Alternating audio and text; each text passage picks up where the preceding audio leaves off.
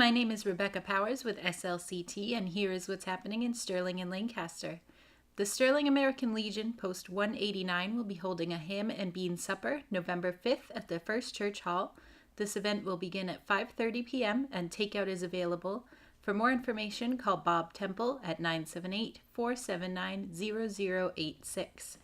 The Neshoba Symphonic Band presents Danse Macabre on Sunday, October 30th at 3 p.m. in the Neshoba High School Auditorium. This concert is free and open to the public. The New England Amputee Association will be holding a group meeting November 8th from 6 to 8 p.m. at the Clinton Hospital. This event will include tips, trends, and techniques for amputees. For more information, contact Carol DeStefano at 978-365-2580. I'm Lex Thomas, editor of Sterling Meetinghouse News. I am delighted, as always, to be here with Town Clerk from Sterling, Dawn McCanowitz. Dawn, welcome. Thank you. I'll tell you, I know these are very, very busy days for you. Now, you are holding a sign that says Early Voting, Buttrick Town Hall. Tell me about early voting, because obviously today we are talking about the election. It's coming up. Yes, it is, and it's coming quickly and it's coming fast. The reason I'm holding up this sign is because there's a new mandate out, a new state law here in Massachusetts, which allows all voters to go to their town halls and they get to vote early for this election. It starts Monday, October 24th. And here in Sterling, we are doing the early voting process here in the lower level of the Buttrick Town Hall. As you can see, we are already set up and getting It looks ready. great, and I see that you've got disabled access, you've got all kinds of setups here, you've got your computer going, so just tell me a little bit about what's happening right here. Sure. The people will be coming in. We will process them through the state computer to make sure that they are voting on this day and this day only when they come in, so there's no duplication. They come through just like they would on election day to check in at their precinct. They get to vote at the polling station and then check out at their precinct. And they deposit their ballot in the ballot box, which then every night we will take upstairs to the vault and lock it and process it in the voting machines on election day, November the 8th. Dawn, what is the thinking behind early voting? Well, I think the majority of thought behind the legislature was to really allow people additional time to be able to come and vote at their convenience. The idea was to make it accessible for all people to come during working hours. We are open here in Sterling at 7:30 in the morning, so people can come before work, and it'll maybe save some time lines at the polling place on November the 8th. So I think that's the whole idea, to have those 2 weeks for people to come in, vote during the working day. So the early voting is open Monday to Friday then, from 7:30 until what time? 5 o'clock. Until 5 o'clock. And what do people need to bring with them? Let me just correct that. On Fridays, we do close at noontime. We're going to keep open until 12 noon. So if anybody comes in on a Friday, we'll make sure that they can It will come be up in. until noon. Yes. And what do voters need to bring in with them? For early voting, there is no ID requirement. It is just like the election day. They just come in, we make sure that they are on the voting list, just like we do on election day. We check their name off on the computer, on the state computer, so that they are now registered, that they have voted here in Sterling and they cannot vote anywhere else. And on election day, November 8th, they've already been checked off. So again, there's no duplication, no voter fraud. And what is the last day for early voting? The last day will be November the 4th, Friday, and that day we will be closing at noontime. So we start this coming Monday, 24th of October, and we go until that Friday, November the 4th. Wonderful. You've got yourself a great setup here. Now, also, I wanted to talk about this because I know that I certainly received this in my mailbox, and I think that everybody did. This is Massachusetts Information for Voters, and this includes the 2016 ballot questions. Tell me about this. Why is this important? Why should people pay attention? And what do you do if you don't have one? Okay. Quickly, people should pay attention to this because this is a list of all of the ballot questions for this year's ballot. It is rather lengthy, so it's better if you can read this in advance at your leisure, have a discussion about it, make a determination, And by the time you get to the polling place, you know what you want to vote yes or no for each question. The information, this packet should have come in the mail, but if you're looking for another one, we have them here in the clerk's office. I also saw that the library had a whole set packet over there. I believe there's a link online at the Massachusetts site, which right here you can look for it, register to vote ma.com. It might be a link there to find it. Sure. But just give us a call at the clerk's office and we'll steer people in the right direction to get a copy of the summary. Sure, yeah.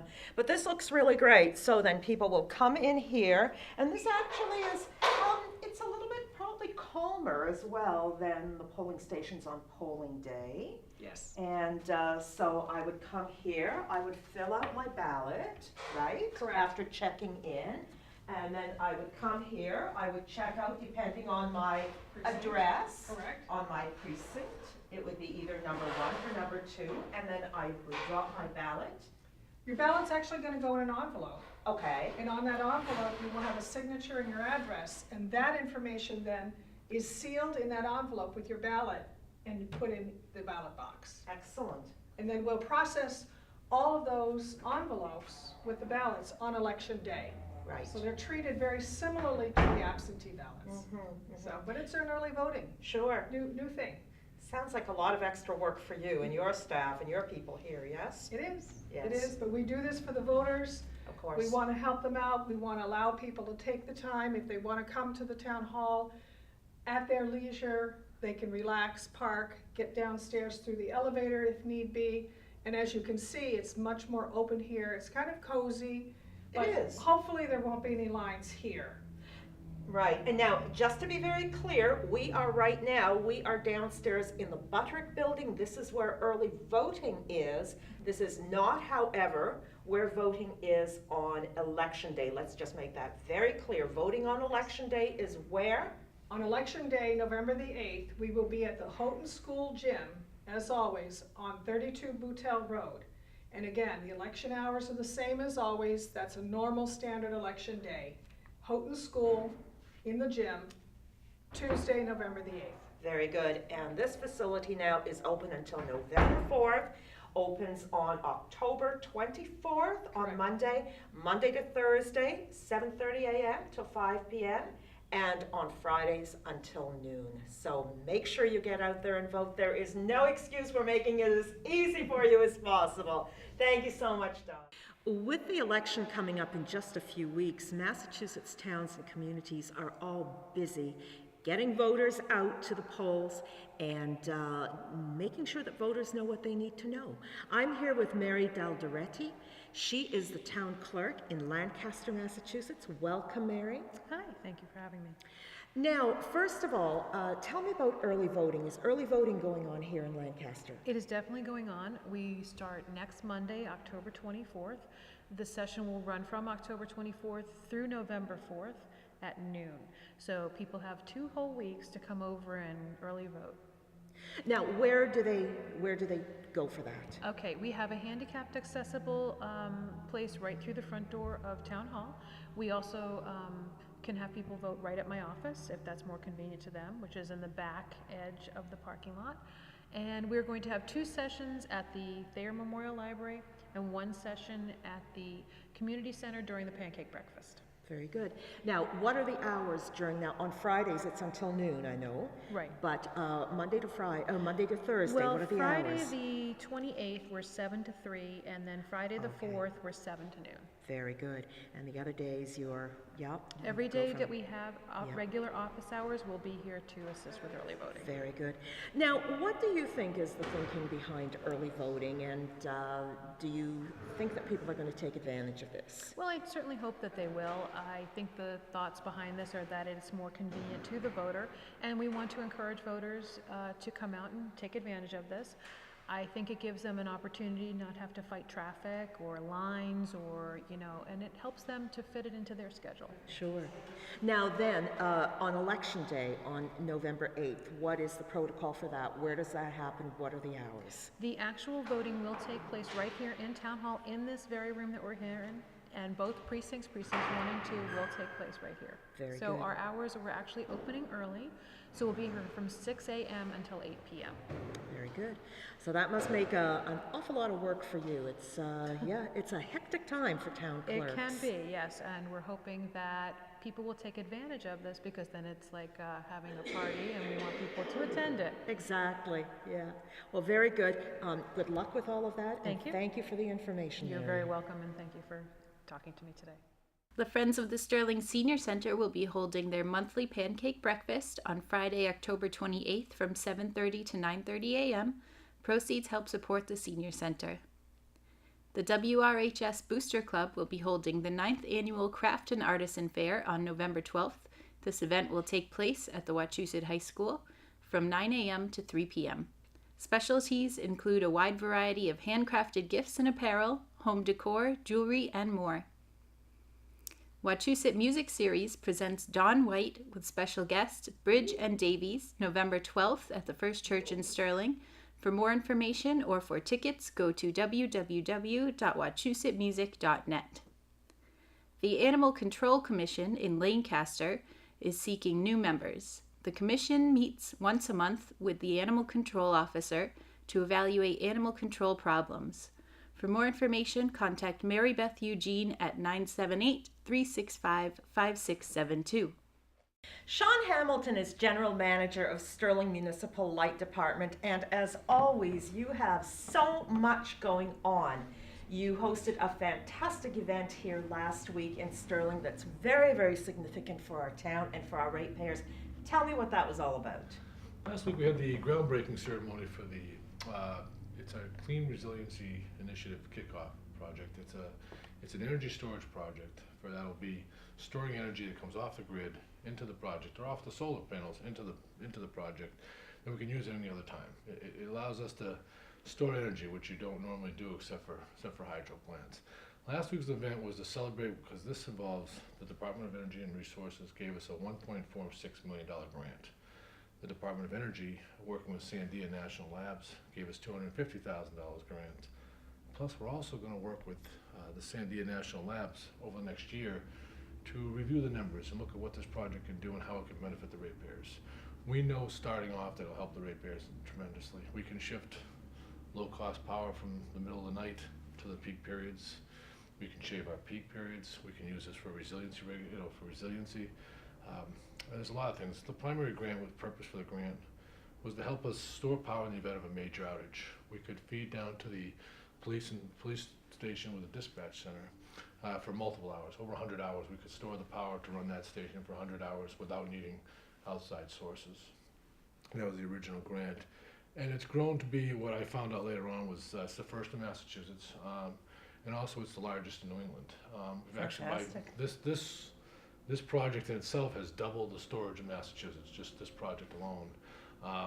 We were very fortunate that we started this 3 years ago, almost 2.5, 3 years ago. We were looking at it as a backup to our solar, and in the meantime, storage has become very, very popular. It's the thing to do right now. Well, I think also for folks in this town and in the region, I think the memory of that ice storm that we had a number of years ago is still very, very acute. And just remembering, I mean, there were people that were without power here, Sean, for weeks. I mean, let alone days. I know that we were without power for a few days, but there were people here without power for weeks. That was a very tough time for Central Mass. The ice storm I remember very well, as anybody in this industry does in the Central Mass. And this is a perfect example of what this project would bring to us. For those few weeks, it gives us protection for that center dispatch, which is critical during those periods. Whether it's fire, police, rescue, the light department, they work with us to have them available and have power and have radios working and operating. So from the ground source, starting up with this project, that's the critical piece of the project. And we'll always keep them charged during those times they're ready to go for that. And during the off periods, when we don't need the emergency aspect of the project, we can then use it toward the ratepayers to provide all these other benefits I just mentioned. Okay, now that's a really interesting. So you've got something here that's really, talk about multitasking. Absolutely. This thing does a lot. It does a very lot. And that's what this brings to. It brings so much to us in the way of, levelizing the storage, levelizing the PV. We have a lot of We have a lot of solar in this town. In fact, 2 years ago, Sterling was number 1 in the country for solar watts per customer. We're now number 7. We're still in the top 10. It's a blessing and a curse. On the sunny days, it's great to have all that sunshine and all that PV. But sometimes when you get those hot, humid days, you also get the afternoon thunderstorms. So you lose your solar, and it may rain. With the PV, with the storage now, that energy that it's producing is now stored during those peak periods. We release that energy, so our power supply stays, our power needs stay level. And that allows us to save a lot of money in this peak demand, primarily because during these peaking periods, at the peak period once a year, they take a snapshot. And whatever Sterling is at that point, you own that for a year, plus 17%. Right. So the goal of everyone during that period is drive that number as low as you can. And we normally we're very successful in that, but as I said, when the thunderstorms come in or equipment doesn't operate correctly or load has to stay on for whatever reasons, whether it's air conditioners or what have you, this doesn't matter. This doesn't care about load. It doesn't care about weather. It'll turn on, provide the stuff we need. So it should provide a great benefit to us. Absolutely. And what else is happening? Is there anything else that's new and exciting that you're working on, or has this been quite enough for the moment? Well, it's one of many things that we've been working on. We've just completed the streetlights, the LED streetlights in town, and that's going to provide tremendous savings to the town itself as a town bill itself that we present to them. That was done through a grant. We got a municipal light plant grant of $110,000. The light department over the 2 years has matched that with over $200,000. So through the last 3 years, working with the Energy Committee, we've been very active. We've gone through all the town municipal buildings, and whether it's changing the lighting like we did at Buttrick, or renovating our building completely, we've replaced the HVAC, or we worked on the HVAC unit at the police station. We were replacing lighting at the DPW, replaced all the lights in the building. We've done a lot with the Energy Committee, through that. The crew themselves were just finishing up on Pikes Hill. That was a big project for us this year. That was Pikes Hill was built in the early 70s, where they direct buried all the cable into the ground. When things faulted and you had to find the cable, it's very hard to do. There's no conduit, there's no things to go by, so you kind of have to feel your way through. Now with this conduit in the ground and this new cable, we'd be able to pull out old cable and pull in new. Provides a much more resiliency for us to get things done quicker and restore power faster. That's pretty much been going on throughout the whole year. Well, as always, you are just always a mass of projects here. I'd have to call you a live wire. Thank you. So it's a busy place. We've got great support of the board, great support of the townspeople. The staff here is awesome. I mean, they allow me to do the things that we do with the grants and the things like that because they get the other things done. So we've been very fortunate here. Well, congratulations on this project, Sean, and for, as you always do, looking after our Sterling ratepayers. It's a great town. It's a great place to work, and we're having fun. So, Thank you so much. You're welcome. Thank you. The Neshoba Regional School District needs your help to identify all children in the community ages 3 to 21 who may require special education or 504 services. If you are aware of a child who has or may have an educational disability who may not be known to the district, please contact the Special Education Department at 978-779-0539 extension 3013. For the first time in Massachusetts, voters have the opportunity to vote early during the November 8th presidential election. For more information on where and when you can vote early, contact your local clerk's office. The Friends of the Conant Public Library will be holding an arts and crafts show on November 19th from 9 to 3 p.m. at the First Church in Sterling. For more information, contact Susan Stodaher at 978-422-7807. The Assabet Valley Master Singers will be holding open rehearsals in preparation for their November concert. New members are welcome. For more information, call 508-869-0438 or visit www.avmsingers.org. I'm Rebecca Powers, and that's what's happening. If you have a local event you'd like to see on this program, contact SLCT.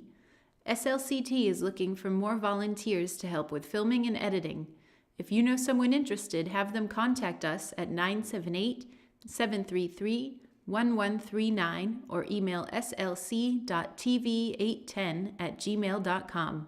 We'd like to remind you to find us on Facebook and YouTube.